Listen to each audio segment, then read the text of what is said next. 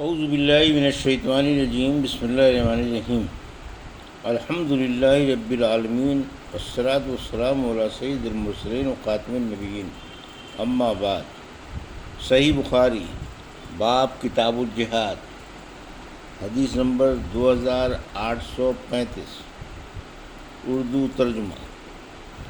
ہم سے ابو محمد نے بیان کیا، کہا ہم سے عبد الوارث نے بیان کیا، کہا ہم سے عبدالعزیز نے بیان کیا، اور ان سے سیدنا انس بن مالک رضی اللہ عنہ نے بیان کیا کہ جب تمام عرب کے مدینہ منورہ پر حملے کا خطرہ ہوا تو مدینے کے ارد گرد مہاجرین و انصار خندق کھودنے میں مشغول ہو گئے، مٹی اپنی پشت پر لاد لاد کر اٹھاتے اور یہ رجز پڑھتے جاتے، ہم وہ ہیں جنہوں نے محمد صلی اللہ علیہ وسلم کے ساتھ کے ہاتھ پر اس وقت تک اسلام کے لیے بیعت کی ہے جب تک ہماری جان میں جان ہے۔ نبی کریم صلی اللہ علیہ وسلم ان کے رجز کے جواب میں یہ دعا فرماتے، اے اللہ، آخرت کی خیر کے سوا اور کوئی خیر نہیں، بس آپ انصار اور مہاجرین کو برکت عطا فرما۔ حدیث نمبر 2836، اردو ترجمہ۔ ہم سے ابو الولید نے بیان کیا، کہا ہم سے شعبہ نے بیان کیا، ان سے ابو اسحاق نے، انہوں نے براء بن عازب رضی اللہ عنہ سے سنا کہ نبی کریم صلی اللہ علیہ وسلم خندق کھودتے ہوئے مٹی اٹھا رہے تھے اور فرما رہے تھے کہ اے اللہ، اگر تو نہ ہوتا تو ہمیں ہدایت نصیب نہ ہوتی، یعنی تو ہدایت گر نہ ہوتا تو نہ ملتی ہم کو راہ۔ حدیث نمبر 2837، اردو ترجمہ۔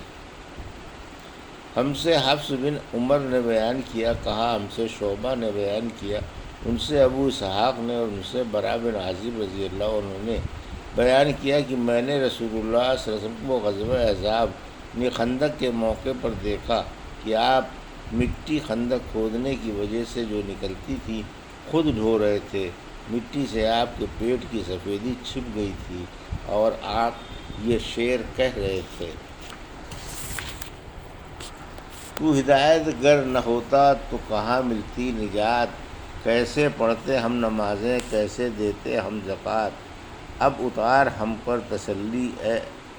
شہ عالی صفات، پاؤں جموا دے ہمارے دے لڑائی میں ثبات، بے سبب ہم پر یہ کافر ظلم سے چڑھاتے ہیں،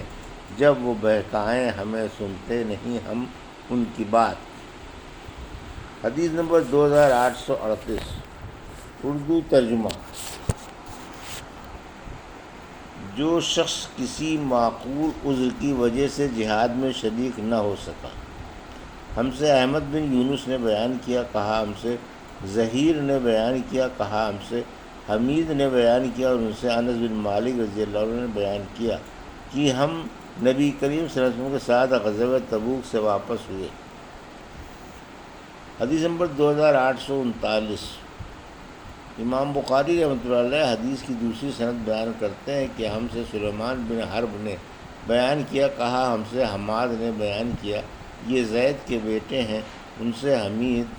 نے اور ان سے انس بن مالک رضی اللہ عنہ نے کی نبی کریم صلی اللہ علیہ وسلم ایک غزوہ تبوک پر تھے تو آپ صلی اللہ علیہ وسلم نے فرمایا کہ کچھ لوگ مدینے میں ہمارے پیچھے رہ گئے ہیں، لیکن ہم کسی بھی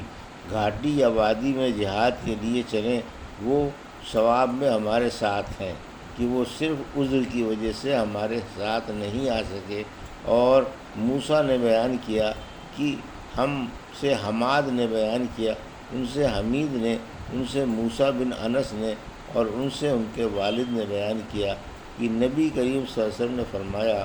ابو عبداللہ امام بخاری رحمۃ اللہ علیہ فرماتے ہیں کہ پہلی سند زیادہ صحیح ہے۔ حدیث نمبر 2840، اردو ترجمہ۔ جہاد میں روزے رکھنے کی فضیلت۔ ہم سے اسحاق بن نضر نے بیان کیا، کہا ہم سے عبدالرزاق نے بیان کیا، کہا ہم کو ابن جریج نے خبر دی، کہا کہ مجھے یحییٰ بن سعید اور سہیل بن ابی صالح نے خبر دی، ان دونوں حضرات نے نعمان بن ابی عیاش سے سنا، انہوں نے ابو سعید خدری رضی اللہ عنہ سے آپ نے بیان کیا کہ میں نے نبی کریم صلی اللہ علیہ وسلم سے سنا، آپ فرماتے تھے کہ جس نے اللہ تعالیٰ کے راستے میں جہاد کرتے ہوئے ایک دن بھی روزہ رکھا، اللہ تعالیٰ اسے جہنم سے 70 سال کی مسافت کی دوری تک دور کر دے گا۔ حدیث نمبر 2841، اردو ترجمہ۔ اللہ کی راہ میں خرچ کرنے کی فضیلت۔ مجھ سے سعد بن حفص نے بیان کیا، کہا ہم سے شیبان نے بیان کیا، یحییٰ سے، وہ ابو سلمہ سے، اور انہوں نے ابو ہریرہ رضی اللہ عنہ سے سنا کہ نبی کریم صلی اللہ علیہ وسلم نے فرمایا کہ جس شخص نے اللہ کے راستے میں ایک جوڑا کسی چیز کا خرچ کیا تو اسے جنت کے داروغہ بلائیں گے، جنت کے ہر دروازے کا داروغہ اپنی طرف بلائے گا کہ اے فلاں اس دروازے سے آ۔ اس پر ابو بکر رضی اللہ عنہ بولے، یا رسول اللہ، پھر اس شخص کو کوئی خوف نہیں رہے گا؟ آن صلی اللہ علیہ وسلم نے فرمایا، مجھے امید ہے کہ تم بھی انہی میں سے ہوگے۔ حدیث نمبر 2842، اردو ترجمہ۔ ہم سے محمد بن سنان نے بیان کیا، کہا ہم سے خلیج نے بیان کیا، ان سے ہلال نے بیان کیا، ان سے عطا بن یسار نے، اور ان سے ابو سعید خدری رضی اللہ عنہ نے کہ رسول اللہ صلی اللہ علیہ وسلم ممبر پر تشریف لائے اور فرمایا، میرے بعد تم پر دنیا کی جو برکتیں کھول دی جائیں گی، میں تمہارے بارے میں ان سے ڈر رہا ہوں کہ کہیں تم ان میں مبتلا نہ ہو جاؤ۔ اس کے بعد آپ نے دنیا کی رنگینیوں کو بیان فرمایا۔ اتنے میں ایک صحابی کھڑے ہوئے اور عرض کیا، یا رسول اللہ، کیا بھلائی برائی پیدا کر دے گی؟ آپ اس پر تھوڑی دیر کے لیے خاموش ہو گئے۔ ہم نے سمجھا کہ آپ صلی اللہ علیہ وسلم پر وحی نازل ہو رہی ہے۔ سب لوگ خاموش ہو گئے جیسے ان کے سروں پر پرندے ہوں۔ اس کے بعد آپ صلی اللہ علیہ وسلم نے چہرے مبارک سے پسینہ صاف کیا اور دریافت فرمایا، سوال کرنے والا کہاں ہے؟ کیا یہ بھی مال اور دنیا کی برکات خیر ہے؟ 3 مرتبہ آپ نے یہی جملہ دہرایا، پھر فرمایا، دیکھو، بہار کے موسم میں جب ہری گھاس پیدا ہوتی ہے وہ جانور کو مار ڈالتی ہے یا مرنے کے قریب کر دیتی ہے، مگر وہ جانور بچ جاتا ہے جو ہری دھوپ چرتا ہے، کوکھیں بھرتے ہی سورج کے سامنے جا کھڑا ہوتا ہے، لید گوبر پیشاب کرتا ہے، پھر اس کے ہضم ہو جانے کے بعد اور چرتا ہے۔ اسی طرح یہ مال بھی ہرا بھرا اور شیریں ہے، اور مسلمان کا وہ مال کتنا عمدہ ہے جسے اس نے حلال طریقوں سے جمع کیا ہو اور پھر اسے اللہ کے راستے میں جہاد کے لیے، یتیموں کے لیے اور مسکینوں کے لیے وقف کر دیا ہو۔ لیکن جو شخص ناجائز طریقوں سے جمع کرتا ہے تو وہ ایک ایسا کھانے والا ہے جو کبھی آسودہ نہیں ہوتا،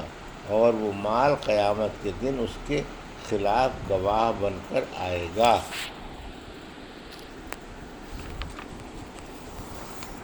حدیث نمبر 2843، اردو ترجمہ۔ جو شخص غازی کا سامان تیار کر دے یا اس کے پیچھے اس کے گھر والوں کی خبر گیری کرے، اس کی فضیلت۔